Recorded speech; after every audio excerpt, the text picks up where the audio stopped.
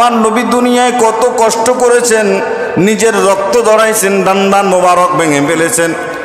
তায়েফের ময়দানে আল্লাহ রসুলের রক্ত দ্বারা জমিন লাল হয়ে গেছে। আর সেই দুনিয়ার মুসলমান নবীর বিরোধিতা করে কি করে না? যদি বলে করি না, আমি কুমু কেমনে করি না। এই জমিনে আল্লাহ নবী রাজনীতি করেছেন কি করে নাই? বলেন না, করছে কি করে নাই? আল্লাহ নবী জমিনে রাজনীতি করেছেন।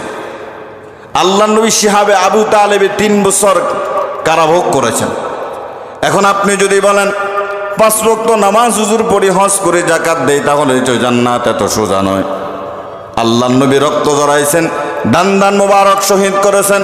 গোসাইপুরের মানুষ, আপনি জবাব দেন, দিনের জন্য, ইসলামের জন্য, আপনার ধর্মের জন্য আপনি কয়দিন রক্ত ঝরাইছেন?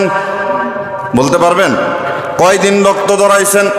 কাফেররা আমার নবীকে পাথর মেরে মেরে দেহ ক্ষত বিক্ষত করে দিয়েছে। আমার নবীকে পাগল বলেছে, উন্মাদ বলেছে। আমার নবীকে পাগল বলেছে, উন্মাদ বলেছে। নবীর জন্য যদি এতটুকুন মায়া থাকে, এতটুকুন ভালোবাসা থাকে, এই নবীর দিন ধর্মকে আপনি কটূক্তি করতে পারেন? আপনি কটূক্তি করতে পারেন না।